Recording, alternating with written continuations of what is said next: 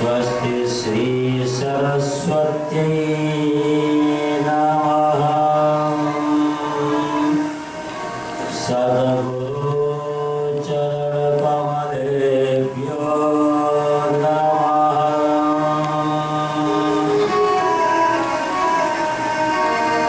गजाननं भूतगणाधिसेवितं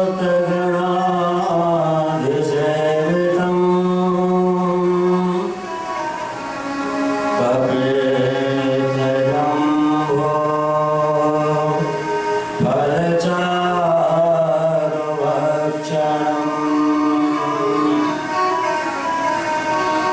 उमासुतं कविनाशकारितं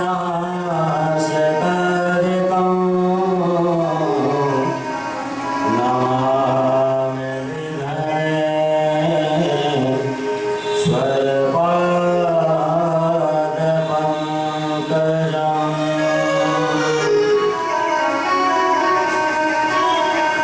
शुक्लं ब्रह्मविचारसारपरमां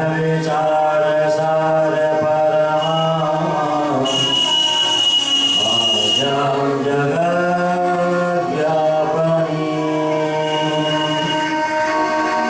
वीणापुस्तकधारिणीम् अभयदां जाड्यान्धकारापहाम्।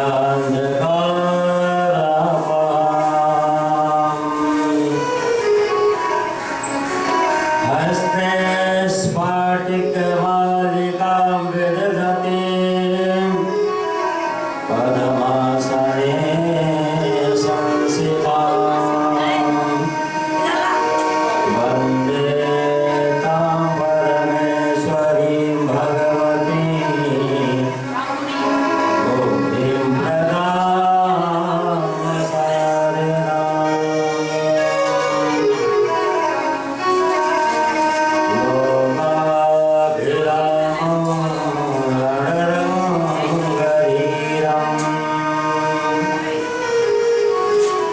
राजीवनेत्रं रघुवंशनाथं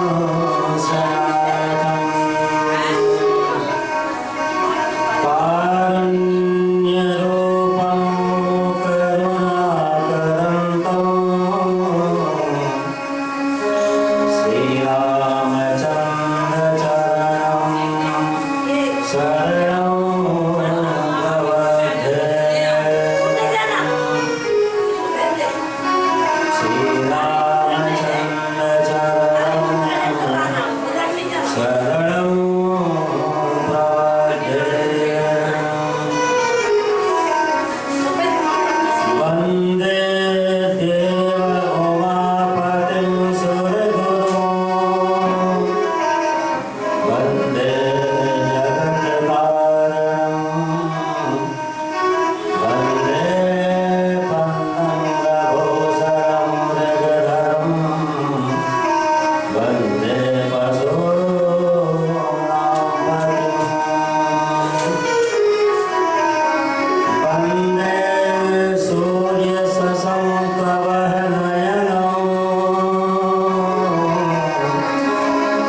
भगवन्दे मुकुन्दप्रियं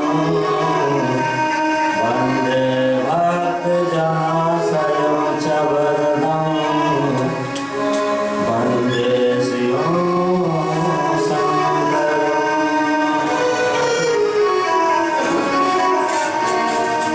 श्रीकृष्णः त्वदीयपद पङ्कजपञ्जरान्ते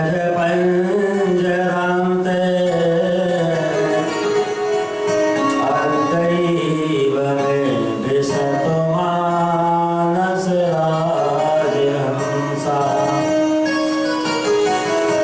प्राणः प्रयाणसमये तपवात प्रीतौ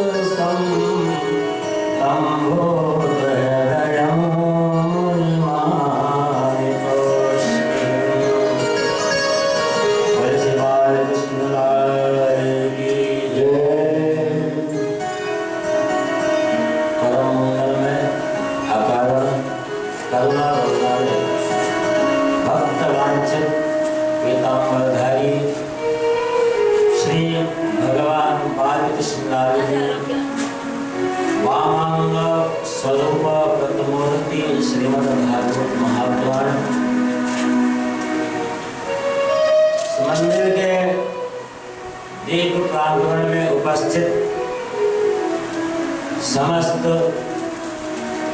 देवी देवता, परम साधवी पूज्य सरस्वती मैया, हमारे भजनानंद जी गोस्वामी जी,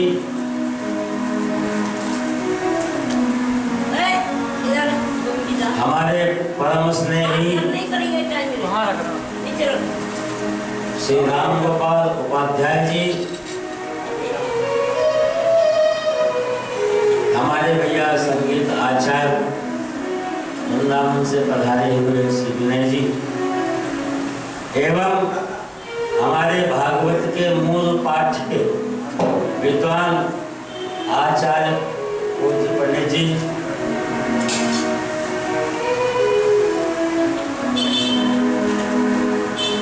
लिखा है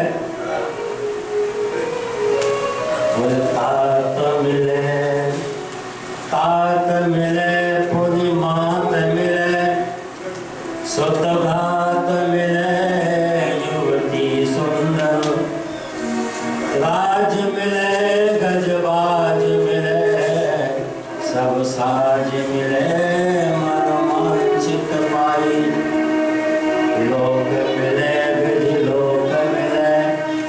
परलोक मिले वैकुंठ उजाई सुंदर और मिलई सबही पर संत समागम सुलभ न भाई संत समागम सुलभ न भाई। संसार में जीव को सब कुछ मिल जाता है,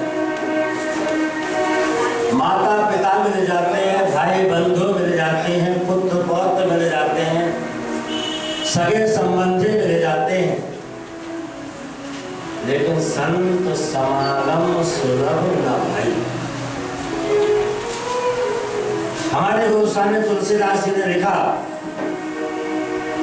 बोले सुतदारा अरुलक्ष्मी सुतदारा अरुलक्ष्मी पापी के घर हो संत समागम हरि कथा तुलसी दुर्लभ। व्यक्ति जीवन में जितना पाप करता है, जितना अत्याचार करता है, उसके घर में उतनी ज्यादा संतान हुआ है। रावण के यहाँ 1 लाख बेटे थे, 1.25 लाख नाती और बहुत सी पत्नियां। सुतदारा लक्ष्मी पापी के घर हो संत समागम हरि कथा तुलसी दुर्लभ दो। आइए गवर्नमेंट हरिनाम चिंतन करें, सत्संग करें और अपने जीवन को धन्य बनाएं। तो जैसी गोविंद की इच्छा होगी उस हिसाब से सत्संग होगा, कथा होगी। सभी बोलेंगे मेरे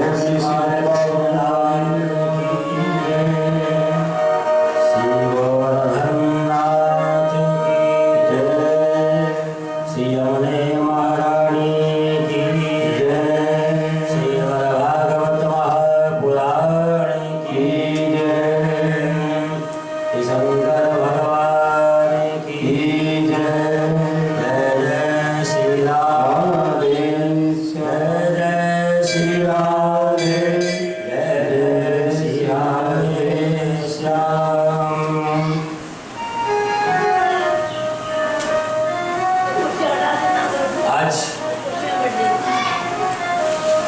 जब किसी जीव के ऊपर संत कृपा करते हैं तो जीव धन्य हो जाया करता है।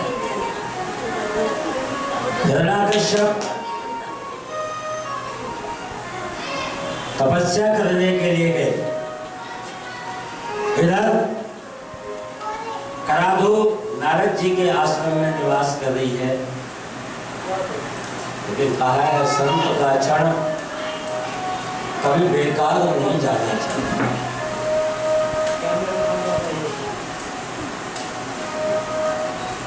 संत का क्षण कभी बेकार नहीं जाना चाहिए।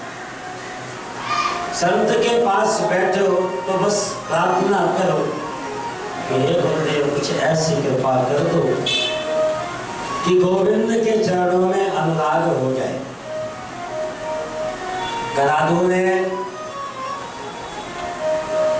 100 वर्ष तक गर्भ लिया। हिरण्याकश्यप जब तक तपस्या करके नहीं आए तब तक गर्भ को स्थापित रखा। हिरण्याकश्यप ने बहुत कठिन तपस्या की। सर्दी गर्मी बरसात उनके शरीर के ऊपर धूल जल गई, बड़े बड़े पेड़ पौधे उत्पन्न हो गए, लेकिन हिरण्याकश्यप का एक अटल विश्वास है, मैं ब्रह्मा जी को प्रसन्न करूंगा। ब्रह्मा जी बहुत जल्दी प्रसन्न हो जाते हैं। एक बारी एक भक्त जा रहा था, एक संत से मिला। संत ने पूछा आप कहाँ जा रहे हैं? भक्त ने कहा मैं तपस्या करने जा रहा हूँ। कहाँ जा रहे हो?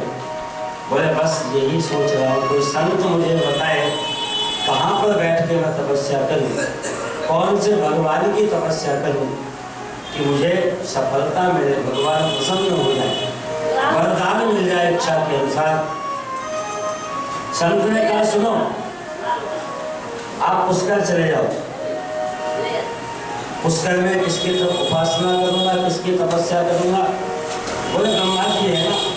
ब्रह्मा जी बहुत जल्दी प्रसन्न होते। भक्त गया पुष्कर। ऐसे तो ब्रह्मा जी के मंदिर नहीं है, एक यही है पुष्कर वाला, वहां जाकर के तपस्या किया। ब्रह्मा जी प्रसन्न होकर के प्रकट हो गए। भक्त ने ब्रह्मा जी को प्रणाम किया। क्या चाहते हो आप? बोले कुछ नहीं महाराज, कुछ नहीं, मैं शंकर जी के पास जाऊंगा, उनकी तपस्या करूंगा, फिर उनसे कुछ मांग लूंगा। ब्रह्मा जी ने कहा सुनो, क्या शंकर जी सब कुछ देना चाहते हैं? क्या भगवान श्री नारायण सब कुछ देना जानते हैं? मैं भी दे सकता हूँ, मेरे पास भी पावर है, मांगो क्या चाहिए? बोले प्रभु आप देना चाहते हो, एक कृपा करो। बोले क्या? बोले मेरा एक बहुत सुंदर मकान हो जाए, और बोले उस मकान में सुंदर डेंटिंग पेंटिंग हो जाए, और मेरी शादी हो जाए। ब्रह्मा जी ने कहा जा तथास्तु, तेरी मनोकामना पूर्ण हो जाएगी। उसने कहा ऐसे नहीं प्रभु, मैंने 3 महीना तपस्या की है। कितने महीने? 3 महीने। तो आपको 3 वरदान देना पड़ेगा। ब्रह्मा जी ने कहा ठीक है मांग लो। बोले अब जब मेरी इच्छा होगी तब मैं आपको पुनः बुला लूंगा। अब महाराज ब्रह्मा जी चले गए।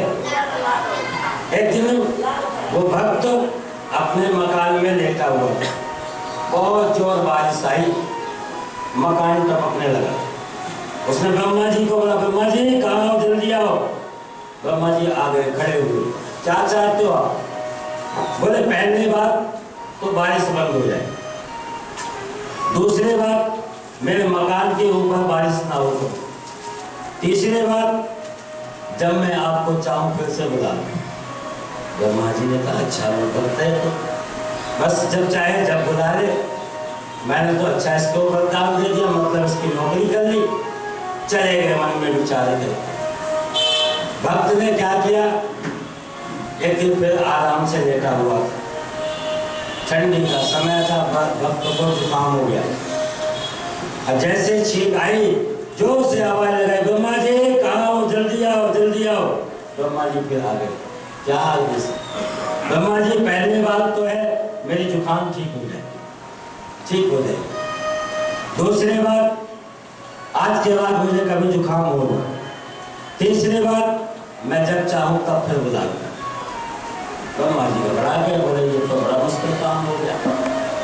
ब्रह्मा जी नारायण के पास गए, नारायण की स्तुति की। भगवान नारायण ने कहा, कहो ब्रह्मण, इसलिए आज आपका आगमन हुआ है। अरे बोले प्रभु, बस मैं करेंगे भक्त के चक्कर में ऐसा फंस गया कि वो जब मर्जी बुला लेता है। कुछ ऐसी कृपा करो ना कि बस मेरी जान छूट जाए।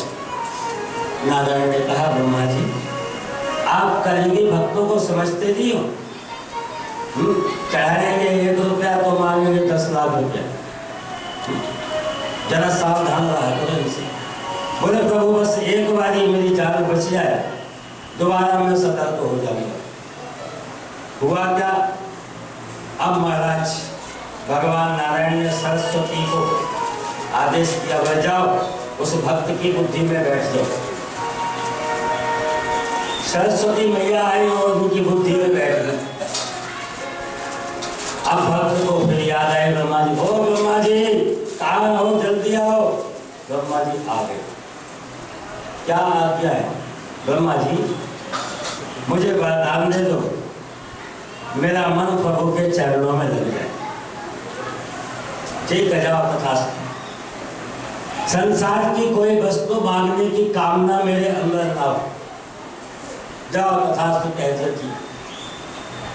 प्रभु ऐसी कृपा करो कि मुझे भगवान के चरणों में वास मिल जाए। ब्रह्मा जी ने कहा, चाहे भगवान के चरणों में वास ले ले, चाहे स्वर्ग ले ले, चाहे वैकुंठ ले ले, बस आज के बाद मेरा पीछा छोड़। योगी भक्त हैं महाराज। हिरण्यकश्यप ने तपस्या की, ब्रह्मा जी प्रसन्न हो गए। हिरण्यकश्यप ने कहा, वरम देहि वरम देहि। ब्रह्मा जी ने कहा, आप मांग लो क्या चाहिए। हिरण्यकश्यप ने कहा, महाराज मैं ना दिन में मरूं ना रात में मरूं, ऐसा वरदान दे। ना अंदर मरूं ना बाहर मरूं, ना जमीन में मरूं ना आसमान में मरूं, ना इंसान से मरूं ना पशु से मरूं। भगवान मुझे कुछ ऐसा वरदान दे दो कि मेरी मृत्यु न इंसान से हो न पशु से।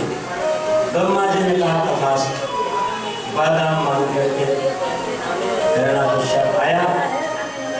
जब घर में आया, अपने प्रहलाद को देखा, बड़ा आनंदित हुआ। मेरा कितना सुंदर बेटा है, कितना सुंदर मेरा बेटा है।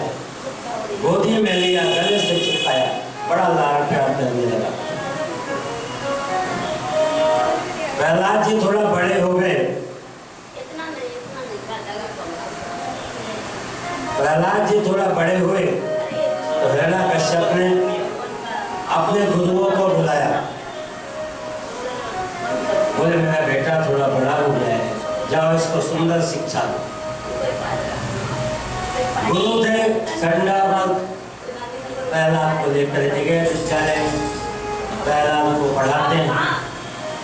प्रहलाद जी स्थिति विचित्र, कभी हंसते हैं कभी रोते हैं। परीक्षित जी ने पूछा, गुरुदेव प्रहलाद जी तो पढ़ने गए स्कूल में, ये कभी रोने लगते हैं कभी हंसने लगते हैं, क्या कारण है? सुखदेव जी कहते, राजन प्रहलाद जी हंसते तो इसलिए कि भगवान आपने मेरे ऊपर इतनी कृपा की कि मनुष्य के रूप में मुझे जन्म दिया। रोते तो इसलिए हैं, प्रभु कब मिलोगे? बहुत दिन हो गए प्रभु, मैं आपसे अलग नहीं रह सकता, कन्हैया कृपा करो मेरे ऊपर, कब मिलोगे मुझे? कुछ दिन व्यतीत हुआ, हिरण्यकश्यप ने अपने गुरुओं को से कहा, बोले मेरे पुत्र को लेकर के आओ, देखो तो सही मेरे पुत्र ने क्या शिक्षा प्राप्त की। प्रहलाद जी आए, पिता के चरणों में साष्टांग प्रणाम किया। हिरण्यकश्यप खुश हो गए, मेरा बच्चा लगता है सुंदर शिक्षा सीख करके आया। गोदी में लिया, आओ बेटा, आप मुझे लगता है बहुत ज्ञान अर्जित करके आए, बताओ आपने गुरुजी ने आपको क्या सिखाया। प्रहलाद जी महाराज कहते हैं, बोले पिताजी एक ही भगवान है, भगवान नारायण का चिंतन करने से जीव की समस्त विपत्तियां समाप्त हो जाती। प्रभु सबके रक्षक है, प्रभु सबके ऊपर कृपा करते हैं।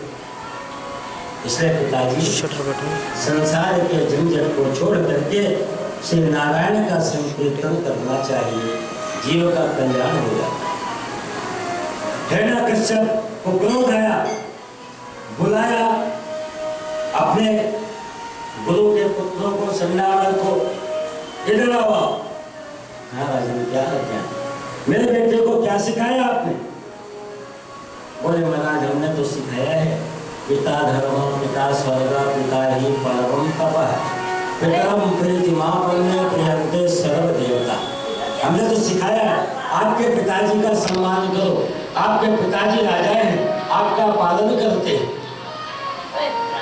बोले आपने क्या सिखाया, ये क्या कह रहा है, जाओ इसको ले जाकर के इस बारी सुंदर शिक्षा दो। ध्यान रखना, यदि इस बारी ये आया और इसने नारायण का नाम लिया मेरे सामने तो आपके लिए ठीक नहीं। संध्या को फिर से प्रहलाद जी को लेकर के गए, फिर से सुंदर शिक्षा दी। प्रहलाद जी का मन प्रभु के चरणों में लगा है, संसार की वस्तु उन्हें कुछ समझ में नहीं आती। कुछ दिन के बाद फिर हिरण्यकश्यप ने बुलाया, आओ बेटा, आप मेरे इकलौते संतान हो, आपसे बड़ी आशाएं हैं, आप मेरी बड़ी सेवा करोगे। मैं चाहता हूँ आप शिक्षित हो जाओ, आगे आपको राज संभालना है, इतना बड़ा मेरा वैभव है। प्रहलाद जी आए, पुत्र आप क्या शिक्षा लेकर के आए। प्रहलाद